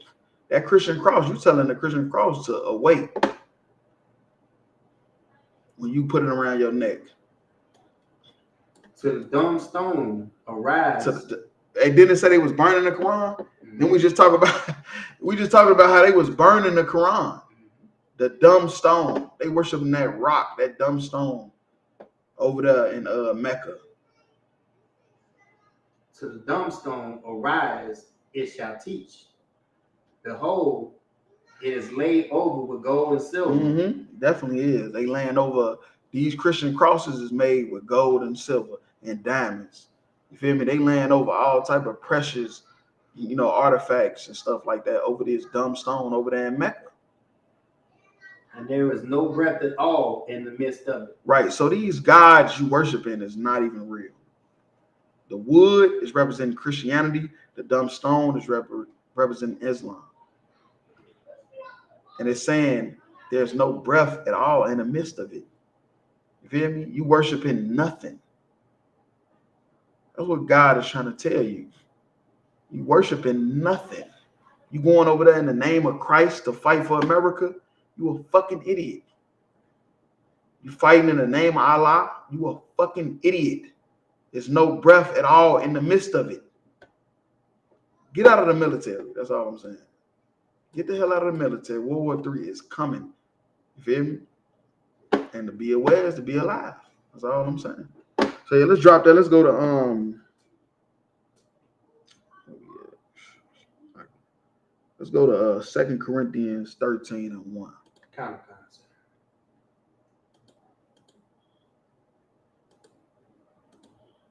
The book of 2 Corinthians, chapter 13, verse 1. This is the third time I'm coming to you. The third time. In the mouth of 2 or 3 witnesses shall every word be established. See, now, it's significant he said the third time. Because that's what we coming up on the third World War. First time they had a chance to get it right. The second time, it's the third time I'm coming to you. This third World War is coming, man. Verse 2. I told you before and foretell you as if I were present. The second time, and being absent now, I write to them which heretofore have sinned, and to all other that if I come again, I will not spare. Right. So you only get a couple times, you feel me, before the judgment comes. You feel me? You ain't gonna be able to keep sinning for long. That's all I'm saying. You feel me? You're gonna have to repent. You feel me? You're gonna have to repent or you're gonna die. And that's why we just telling people to get out of the military. Telling people to get out of the military because it's only a matter of time. And then, like Paul said, I will not spare you. The Most High in Christ ain't gonna keep sparing you. Verse 3. Since ye seek a proof of Christ speaking in me, which to you word is not weak, but is mighty in you. Right. So they want to know if what he's speaking is really of Christ. You feel me? Because after a while, people start thinking it's just men's philosophy and stuff like that. The same way they look at us right now. They look at us in ISUPK and wonder, is we really speaking Christ? Or if it's just man-made philosophy that we came up with. Verse 4. For though he was crucified through weakness, yet he liveth by the power of God. Right. He was crucified through weakness because of them damn Sadducees and Pharisees was weak. You feel me? And they gave him up to be killed by the Romans. But he lived by the power of God. You feel me? Because the Most High wanted it to happen. You feel me? For we also are weak in him, but we shall live with him by the power of God toward you. Right. We shall live with him by the power of God. You feel me? So us living with him is keeping the commandments, letting him not die in vain and useless. Verse 5. Examine yourself. Right, examine yourself. That's what we got to do. You feel me? Blacks, Hispanics, Native Indians, we got to go look at ourselves in the mirror. You feel me? We got to look at ourselves in the mirror. That's what it means when they say examine yourself. Go look in the mirror. That's why I said this is black people talking. Go look in the mirror and see. You feel me? Is you really with this shit or not?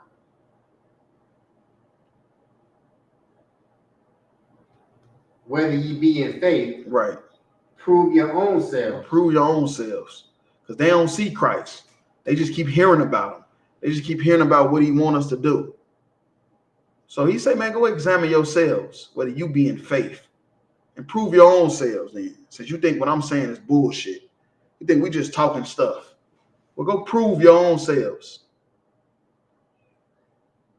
Know ye not your own selves, how that Yahushua Mashiach is in you. Right. If you don't know your own selves, how is Christ in you? Except ye be reprobates. And reprobates mean unworthy, which means you unworthy. You don't know your own selves. You don't know that Christ is in you. This because you unworthy. That's why. You don't have no faith. You unworthy, man. Are we going all the way to 13? Come. Verse 6. But I trust that ye shall know that we are not reprobates. Right. I hope you know that we not unworthy. You feel me? Of the glory of the Most High in Christ. Verse 7. Now pray to God that ye do no evil, not that we should appear approved, but that ye should do that which is honest, though we be as reprobates. That's what he keeps talking about, being unworthy. You feel me? You can't be putting all this work in and then end up being unworthy because you lost faith. You feel me? Because you didn't know that this was really finna happen. You feel me? This World War III is gonna scare a lot of people, man. A lot of people is gonna be scared and terrified from this World War III. And they faith, you feel me? They're gonna lose faith. Verse 8. For we can do nothing against the truth, but for the truth. Right. We can't do nothing against the truth. The truth is there. The truth is the truth. So the only thing we can do is build it. You feel me? Only thing we can do is build the truth. Build on it. You feel me? Make it bigger. But we can't do nothing against it to make it weaker. That means you lost faith. Verse 9. For we are glad when we are weak, and ye are strong. Right, it got to be a balance, because sometimes brothers gonna fall weak, sisters gonna fall weak, and the strong brothers and sisters is there can lift them up. It's a balance. And this we also wish, even your perfection. Right. We wishing everybody be perfect, which is keeping the laws and commandments. I know perfect, you probably thinking perfect mean the way you look or the way you talk or some type of skill set, but it's just keeping the commandments. Verse 9. I was like in verse 10. Therefore I write these things, being absent, lest being present I should use sharpness, according to the power which the Lord had given me to edification and not to destruction. Right. And that's what he's trying to do. He's trying to edify the brothers that he writing to in Corinth. You feel me? Not to destroy. He's trying to edify them. You feel me? He writing these letters to these different schools because they had different problems and stuff going on that they was writing to him about. And he was sending them back letters trying to help them with their faith. You feel me? Because they was losing faith because he wasn't there. Verse 11. Finally, brethren, farewell. Be perfect. Be perfect. There you go again. Be perfect. The Christians say you can't be perfect. And that's not true. Being perfect is just keeping the commandments. It don't mean that your jump shot ain't as good as Curry. It don't mean that your car ain't clean as the next person. That is not talking about perfect. Be of good comfort. Be of good comfort. Feel me? Be of good comfort. Be calm. You feel me? Be of one mind. Be of one mind. How we gonna be of one mind with 50 different Israelite groups? Mm-hmm. It's 40 different Israelite groups, but the Bible say be of one mind. Got one group teaching this, one group teaching that, and they all started with the ISUPK. So who's right and who's wrong? Maybe it's the people that left. Live in peace. Live in peace. That's the whole point. Living in peace. How we gonna live in peace and we all ain't of one mind? And the God of love and peace shall be with you. Right. Verse 12. Greet one another with a holy kiss. Right. We got some Israelite groups that done away with the Hebrew. Holy kiss, that just means greeting. That word kiss don't mean what you homosexuals think. That's just a greeting or a touch. And our greeting, our holy kiss, holy greeting or touch is Yahweh Ba'ashem, Yahweh Shabbarakatham, or to the sisters, Yahweh Shamar Atham, Ba'ashem, Yahweh Shab. But these fake Israelite groups done away with that, which lets you know they not of Christ. Because they don't have a holy greeting. You feel? They don't have a holy greeting. They all say the same thing. Verse 13. All the saints salute you. Right, all the saints salute you. That's sinners that repented. You feel me? That's sinners that repented. Go ahead, go back over there. I'll see you. Okay, I'll see you in a minute. All the saints salute you. That's sinners that repented. Sinners that repented. Because we all sinned before. And we all repented. And that's why he keeps saying be perfect, which means don't sin no more. You feel me? So yeah, let's drop that. And let's do Romans 12:2. Come.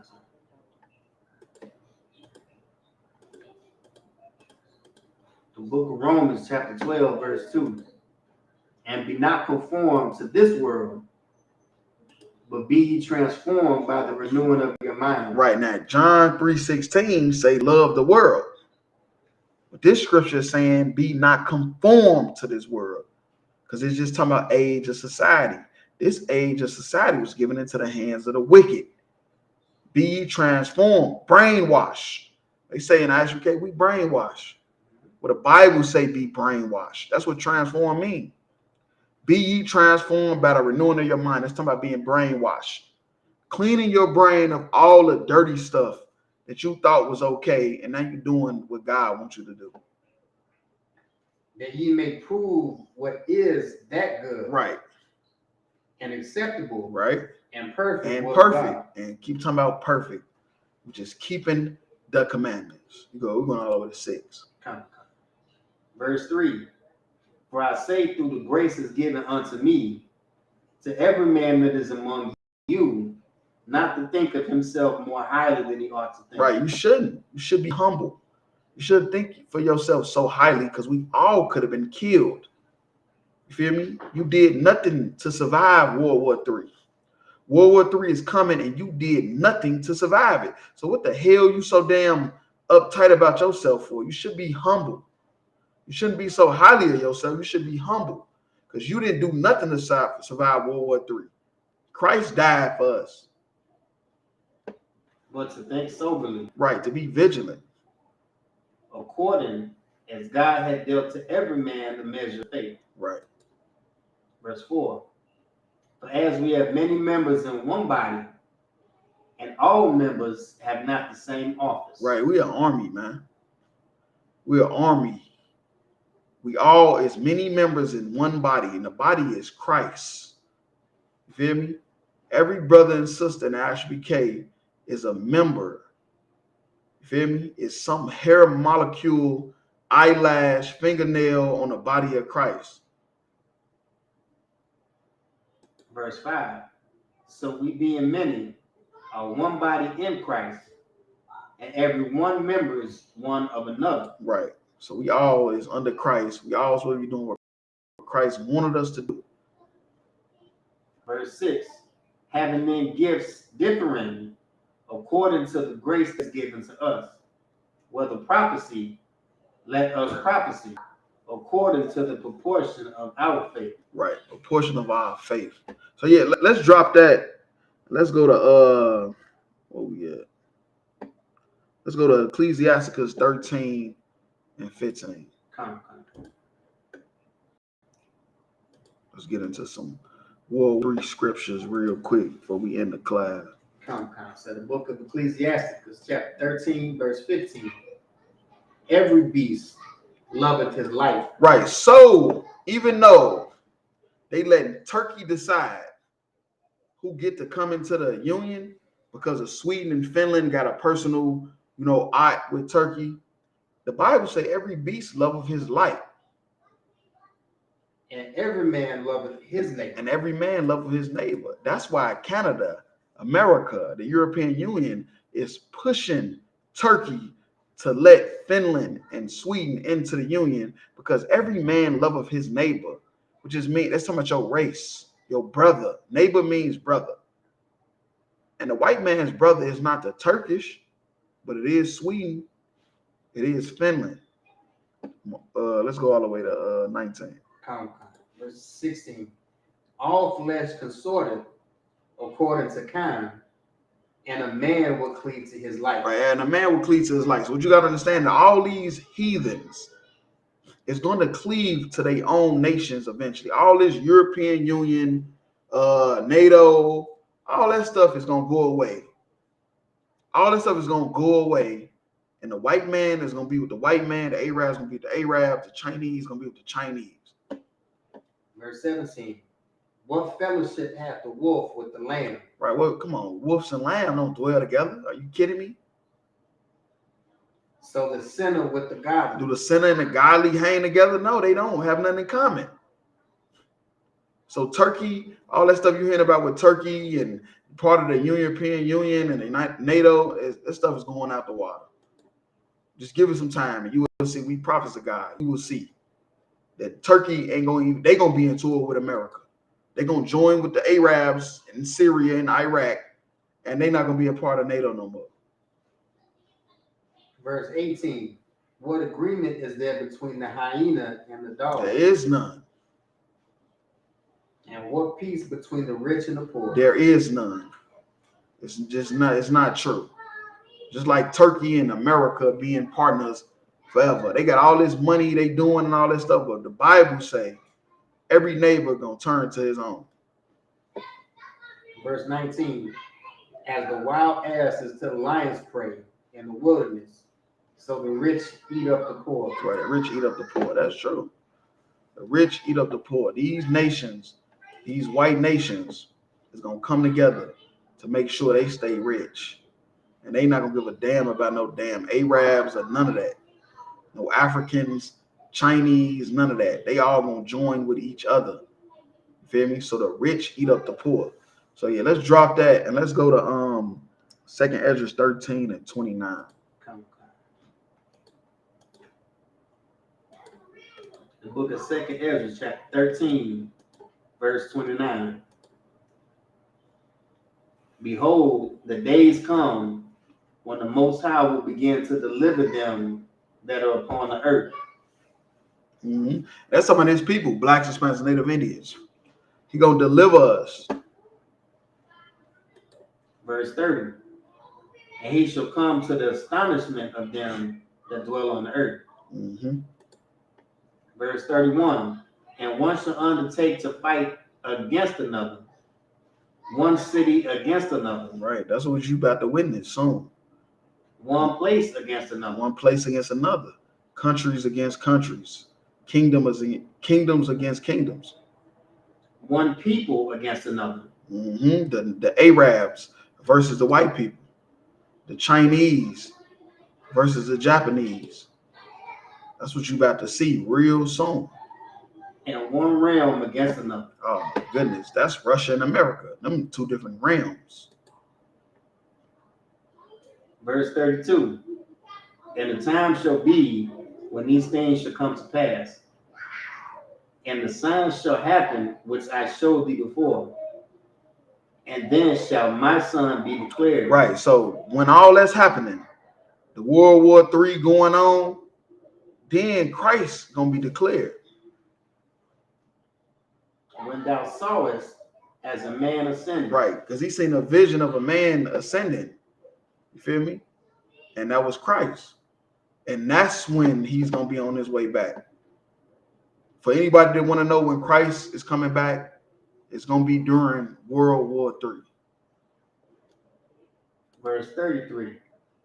And when all the people hear his voice, every man shall in their own land leave the battle they have one against another. Right. So while World War III going on, everybody fighting, Christ gonna come out the sky with them angels, and everybody gonna leave. Everybody gonna stop fighting, and they're gonna go back into their own country. Verse 34. And an innumerable multitude. And I want to add real quick. Have you ever seen the movie Avengers? That's exactly how it's gonna happen. You feel me? When them aliens and stuff came out the sky, everybody stopped fighting and focused their attention on what was coming out the sky. And that's exactly how it's gonna happen. These movies be already talking about the prophecies and stuff. They just put superhero names on it and stuff like that that'll throw you off. Verse 34. And an innumerable multitude shall be gathered together, as thou sawest them, willing to come and to overcome him by fighting. Right. So they all gonna stop fighting each other, join together, and try to fight Christ, which is idiotic and stupid. But that's what they're gonna try to do. Verse 35. But he shall stand upon the top of the Mount Zion. Israel. He gonna stand on the top of Israel. Feel me? Verse 36. And Zion shall come and shall be showed to all men. Right. And Zion is talking about Israel, the Israelites. And it should be showed to all men. Being prepared and building, like as thou sawest the hill graven without hand. Right. And Israel is gonna be rebuilded, man. You feel me? Our homeland is gonna be that's when blacks, Hispanics, and Native Indians is going back to our homeland. After World War III, they're gonna try to fight Christ, and they're gonna lose terribly. And then finally we're gonna be back in our own land. Verse 37. And this my son shall rebuke the wicked inventions of those nations. Right. He say he shall rebuke the wicked inventions. All those tanks and nukes and drones, all that stuff the so-called white man got. They say Christ is gonna rebuke them, man. Which for their wicked life are falling into the tempest. Right. Their wicked life is falling. You feel me? Into the temps. All that stuff he gonna use against them, man. Verse 38.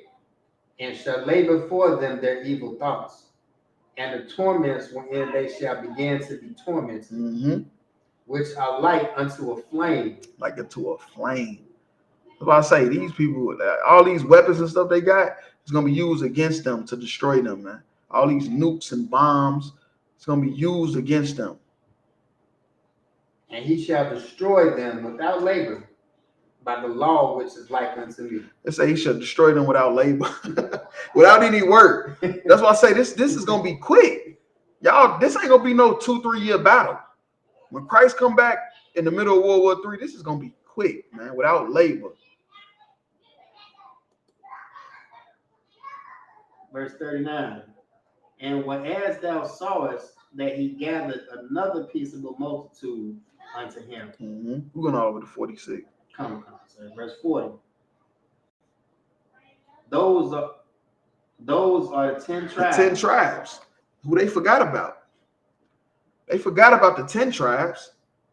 They forgot about the Gadites. You feel me? The so-called North American Indians.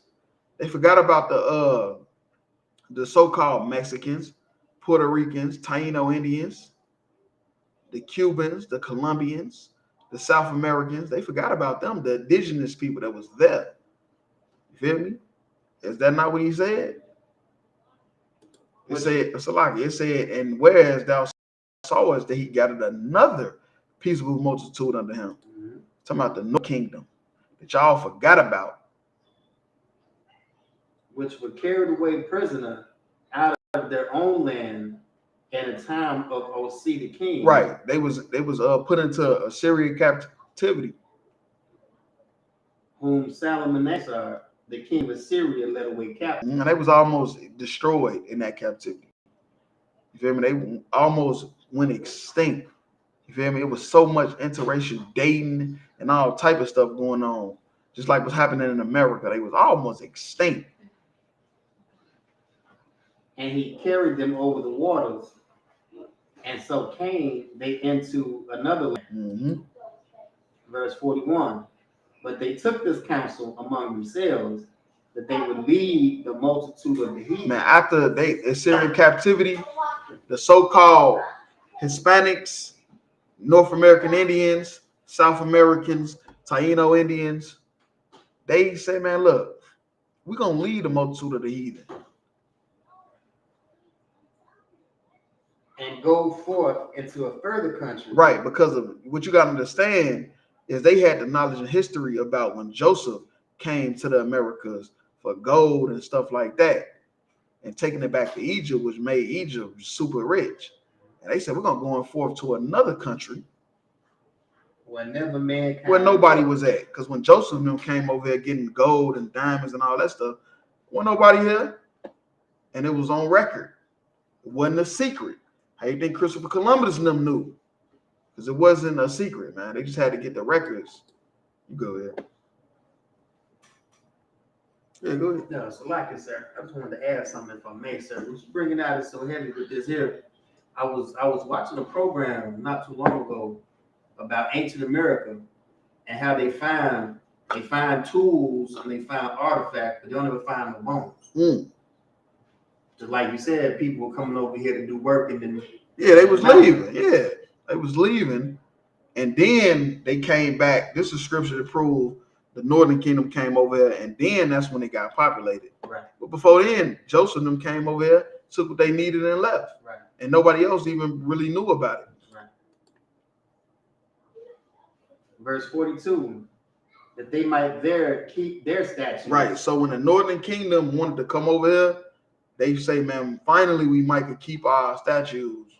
You feel me? Which is the laws, and customs that they was taught. Which they never kept in their own land. Which they never kept. Northern Kingdom never kept the laws. They was at war with the Southern Kingdom. You hear me? King David went to war just to unite the whole kingdom. Because they never kept the laws. Verse 43, and they entered into the Euphrates by the narrow places of the river. Mm-hmm. Verse 44, for the Most High then showed signs for them and held still the flood till they were passed over. Right, so the Most High was in agreement with them leaving, you feel me, out of his face. Because they were just so wicked and evil. He was in agreement with it.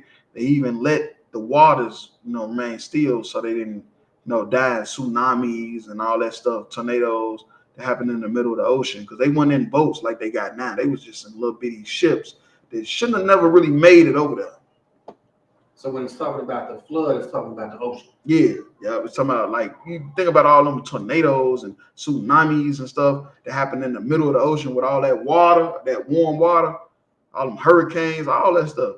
He stopped all that from happening because they weren't in no big Titanic ships like they got now that could, withstand that stuff. They was in just little boats. Verse 45. That's another reason why it took them so. Oh, this is gonna break that down. Slide. Verse 45. For through that country there was a great way to go, namely of a year and a half. Right, and that's why it took so long to get there. You feel me? Because they was in them little bitty ass boats, just basically just using the water as the tool to push them from one place to another, instead of like what you got now, the machinery and the fans and stuff that'll get you there in maybe a couple weeks. And the same region is called Arsarid. Right, Arsarid. And that wasn't the actual name of the place. That just meant like land or something like that. It wasn't the name of the place, which is what we know as America. Verse 46, then dwelt they there until the later time. And now when they shall begin to come. Right. And that's how the Northern Kingdom got over there. So yeah, let's drop that. And let's go last scripture bring. Let's go to Zechariah 14 and 11. Come.